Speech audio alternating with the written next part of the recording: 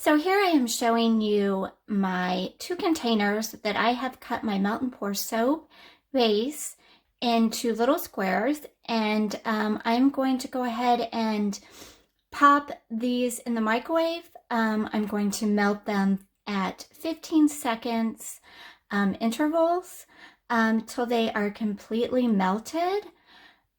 The base that I used for this was goat milk soap, Melt and Pour soap, but you could really use whatever you have on hand.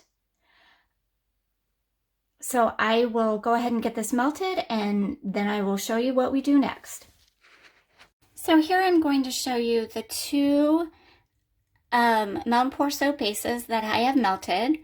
I added just 2 drops of liquid colorant to the first one right here, and then I left the second one with no colorant just so you could see the swirl action that was going on in this soap. I also added my essential oil to add some fragrance, and I use sandalwood. I will link down in the description box how to figure out how much to use for your fragrance. So here I'm going to show you the melt and pour process with the swirls. So I am going to start out with my blue. I'm just going to add it right there, like that. Then I'm going to take my white Melt and Pour soap. I'm just going to add it to like that. And then I'm going to go back in with my blue.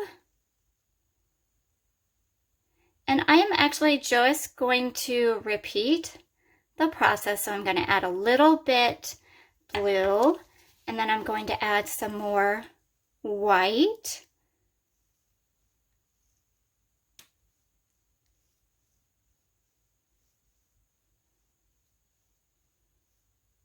And you can make this whatever design you choose.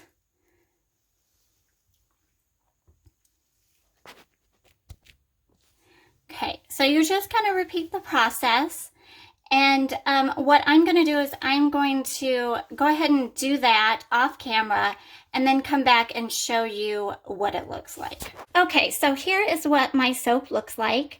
I just continued that process of adding the blue with the white until my mold was completely filled. I let this mold of the soap, or rather the soap in the mold, sit for at least 24 hours. If you don't have 24 hours to let it sit, do what you can, but I highly recommend allowing it to sit for 24 hours. So here is my soap. I'm going to take it out of the mold, and it should just pop up pretty easily like this. And as you can see, I think the swirls turned out great.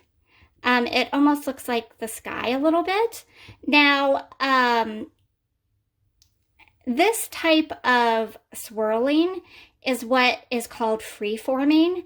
So when you do free-forming, every soap is going to be different. It adds a uniqueness, to the soap. And I honestly didn't do anything to it other than pour it in the way that I showed you. And it did the swirl all on its own. So I really do like it that way. So there you have it.